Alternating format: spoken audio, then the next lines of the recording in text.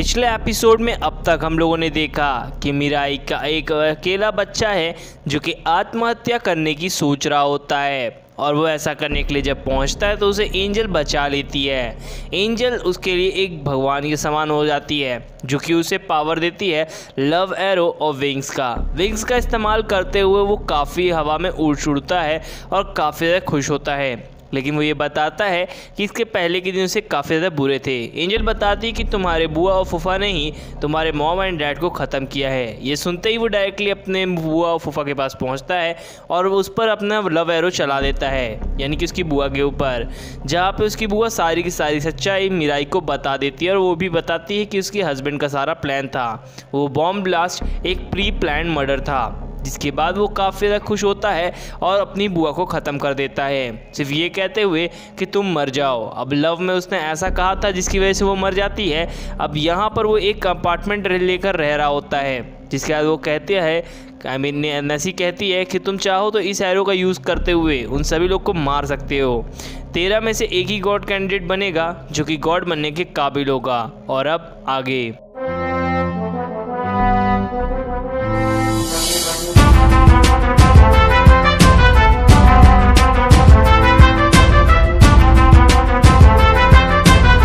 Episode की starting से हमें दिखाया गया है गॉड को, जो कि बाहर निकलते ही एक न्यू गॉड की तलाश में भेज देता है उन 13 एंजल कैंडिडेट्स के लिए, जहां पे सभी लोग एंजल्स अपने अपने कैंडिडेट्स को ऑलरेडी डिसाइड कर चुके थे। जहां पे नेसी ने मिराई को चूज़ किया था। मिराई से वो पूछती है कि तुम अभी भी ज़्यादा खुश हो या नहीं, जिस पर वो बताता है कि वो अभी इतना ज़्यादा खुश नहीं है, जिस पर वो बताती है कि तुम चाहो तो अपने पैसे वापस ले सकते हो। जहाँ पर वो बात कर रहे होते हैं खुशी के बारे में, जो उसके फैमिली के साथ वो रहता तब ज़्यादा मज़ा आता उसे। इस बात का एहसास अब नेसी को भी धीरे धीरे होने लगा था कि मिराई काफ़ी ज़्यादा दुखी है अपनी ज़िंदगी से। जिसके बाद यहाँ पर दिखाया गया है और वो कहता है कि इस विंग्स और इस पावर का कोई मतलब नहीं है, जहाँ पे वो उसे बाहर घूमने के लिए कहती है। लेकिन मिराई बिल्कुल भी नहीं जाना चाहता क्योंकि उसे कल फॉर्म भरने हैं। यहाँ पर हमें दिखाया गया है टेलीविज़न के अंदर जब वो बैठ जाता है टीवी देखने के लिए, न कि बाहर घूमता है। जहाँ पर टीवी में देखता है कि एक कॉमेडियन जो कि काफ़ी ज़्यादा बदसूरत है और वो इतना ज़्यादा फेमस भी नहीं है, लेकिन उसके पास एक एंजल होता है जिसकी वजह से वो रेड एरो का इस्तेमाल करता है। और रेड एरो का इस्तेमाल करने के साथ ही साथ उसने कई सारी हीरोइंस या कहूँ फेमस एक्ट्रेसेस को फंसा लिया होता है अपने प्यार के जाल में, तकरीबन 5 लोगों को। जिसके बाद वो उनके साथ मज़ा करेगा ऐसा वो अनाउंस भी कर देता है, यानी कि इंटीमेट भी होगा। इस बात का उसने लाइव टेलीविज़न पर वो बताया होता है। वो 5 फेमस एक्ट्रेसेस के बारे में दिखाया गया है, जहाँ पे उसने रेड एरो का इस्तेमाल करते हुए उन 5 का इस्तेमाल किया होगा। यहाँ पे एंजल बताती है आप 5 तक ही एक यूज़ कर सकते हो अपने एंजल को, और 33 डेज़ के बाद वो आपको होस्ट को छोड़ना होगा, यानी कि वो असर ख़त्म हो जाएगा। यहाँ पास से इंटीमेट होते हुए दिखाया गया है उन लोगों को, जहाँ पे धीरे से गेट खुलता है गाड़ी का और उसके अंदर से निकलता है मेट्रोपॉलीमैन जैसे ही दरवाज़ा खोल के देखता है कि वो फेमस कॉमेडियन अभी इंटीमेट हो ही रहा होता है कि तभी उसके सामने वाइट एरो का इस्तेमाल करने की कोशिश करता है। अब यहाँ पे वाइट एरो का इस्तेमाल होते ही वो कॉमेडियन वहीं के वहीं ख़त्म हो जाता है। इससे हमें समझ में आता है कि ये मेट्रोपॉलीमैन सभी के सभी गॉड कैंडिडेट्स को ख़त्म करना चाहता है। जिसके बाद हमें दिखाया गया उन सभी लड़कियों को जिनके ऊपर से असर ख़त्म हो जाता है गॉड कैंडिडेट्स का। यहाँ पर हमें दिखाया गया है कि वो सारी की सारी लड़कियाँ भाग रही होती हैं, क्योंकि उनके ऊपर से जब असर ख़त्म हुआ तो उन्हें एहसास हुआ कि उन्होंने कितनी बड़ी गलती की है। मेट्रोपॉलीमैन छत से खड़ा होकर ही उन लाशों को देख रहा होता है। अगली सुबह मिराई स्कूल के लिए निकलता है, जहाँ पे उसका इंतज़ार नेसी कर रही होती है। जब वो रास्ते में होता है तो वो पढ़ता है कि वहाँ पर वो कॉमेडियन अब मारा जा चुका है। इस न्यूज़ को सुनते ही उसके दिल में हड़कंप मच जाती है कि अभी हुआ क्या, जहाँ पे वो एंजल अपने कैंडिडेट की आत्मा को लेकर पहुँचा होता है और वहाँ पे ये भी बताता है कि कोई भी ट्रेसेस नहीं मिले। जहाँ पर मैं ये समझ में आ चुका था कि मेट्रोपॉलीमैन उन सभी के सभी गॉड कैंडिडेट्स को ख़त्म करके खुद ही गॉड बनना चाहता है। जिसके बाद हमें दिखाया गया है मिराई को, जो कि सड़क पर खड़ा होता है अकेले ही, और वो जा रहा होता है इस न्यूज़ को पढ़ते हुए।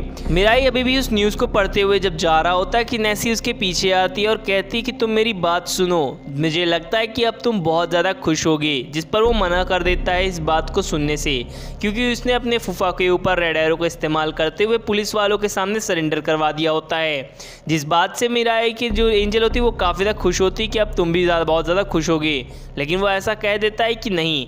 लेकिन एक चीज़ नोटिस करने वाली है कि यहाँ पर हमारा जो मिराई है वो बिल्कुल भी अपने एंजल से बात नहीं कर रहा, ठीक वैसे ही जैसे कीरा हमारे शिनगामी ryuk से बात नहीं करता था। इससे एक प्रूफ होता है कि ये बिल्कुल डेथ नोट जैसा ही है। खैर, लेकिन डेथ नोट को टक्कर नहीं दे सकता। यहाँ पास से मिराई शांति से चल रहा होता है। एक बार फिर से वो भीड़ वाले इलाके पर पहुँचता है, जहाँ पे एक काफ़ी बड़ा टीवी लगा होता है और इस पर न्यूज़ चल रही होती है। ये टीवी न्यूज़ में दिखाया जा रहा होता है कि एक बैंक में रॉबरी हो रही है, जिस पे अभी सभी पुलिस वाले लगे हुए हैं। जो कॉप्स अंदर घुसने की कोशिश कर रहे हैं लेकिन घुस नहीं पा रहे हैं। यहाँ पे भी एक तेज़ हवा से निकलता है कोई चीज़, और वो होता है मेट्रोपॉलीमैन। मेट्रोपॉलीमैन खुद को एक as a superhero present करता है, जिससे लोगों के बीच में उसके एक अलग ही इमेज बन जाए। जहाँ पे मेट्रो 5 पॉलीमैन्स होते हैं, जिसमें से एक ये है। एक्चुअल में इसने सूट को चुराया है। मैं पहले ही बता दूँ कि ये जो सूट है वो काफ़ी ज़्यादा स्ट्रॉन्ग है, इस पर बुलेट्स का भी असर जल्दी नहीं होता है। यहाँ पे उसने आते ही 5 लोगों के ऊपर अपने रेड एरो का इस्तेमाल किया है, जिससे उसके बीच में पॉपुलैरिटी बढ़ जाए। अगर कोई भी बंदा उसे दुश्मन समझ लेगा तो सभी लोग उस पर फायरिंग कर सकते हैं, इसीलिए उसने ऐसा किया कि लोग उसे सुपर हीरो समझ सकें। यहाँ पर मिराई को दिखाया गया है, जो कि उन रेड एरोस को देखते ही समझ जाता है कि ये खुद भी एक एंजल गॉड कैंडिडेट है।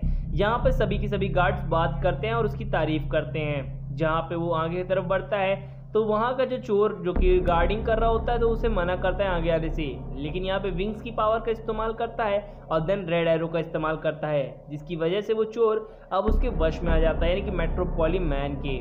मेट्रोपॉलीमैन जो भी हुक्म देता है उसे मानना पड़ता है, और इस बात को हमारा मिराई भी देख रहा होता है कि तभी वहाँ पे एक साथी आ जाता है उस चोर का और अब उसके ऊपर गन शूट करता है, जिससे हमारा मेट्रोपॉलीमैन बंदा तो बच जाता है, लेकिन उसी का एक आदमी वहीं के वहीं मारा जाता है, क्योंकि ये उसकी बर्दाश्त नहीं हुआ कि उसका जो बंदा है उसने उसका डिसरिस्पेक्ट किया है।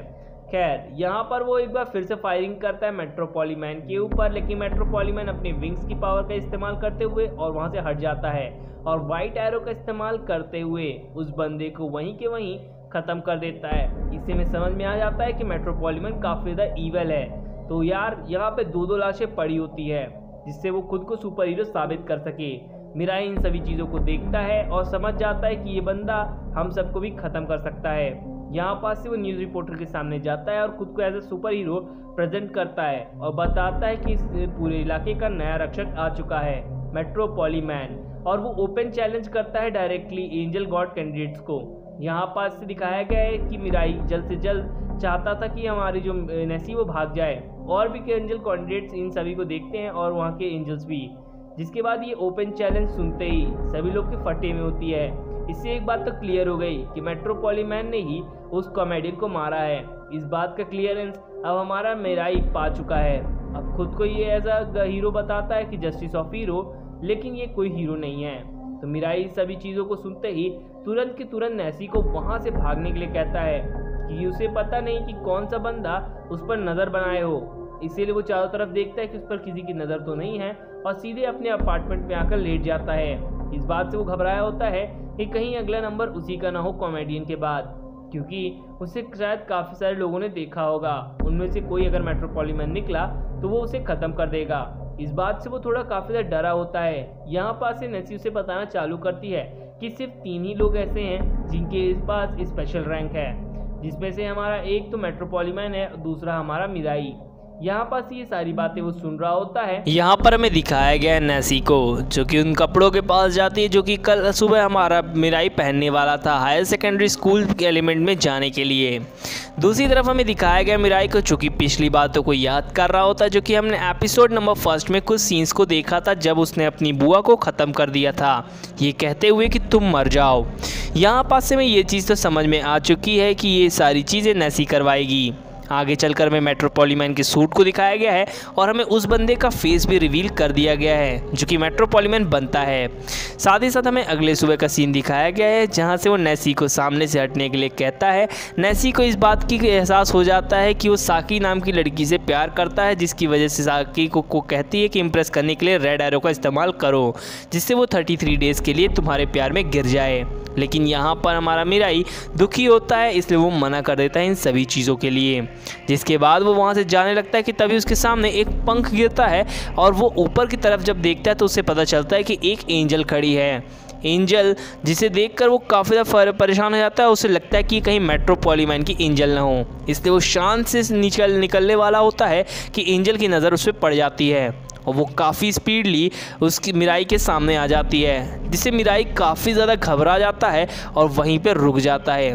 गाइस आज के लिए बस इतना ही। अगर मेरी एक्सप्लेनेशन अच्छी लगी हो तो प्लीज़ इस चैनल सब्सक्राइब कर लें। गाइस मैं बता दूं कि अगर ये चैनल टर्मिनेट हो जाता है इन फ्यूचर तो मैं अब से उसके बाद से मैं एनिमे एक्सप्लेन ना करके सिर्फ मूवीज़ एक्सप्लेन किया करूँगा, जो कि मैंने अपने डिस्क्रिप्शन में सेकंड लिंक का चैनल दे दिया है, तो जाके देख लीजिएगा। And thank you.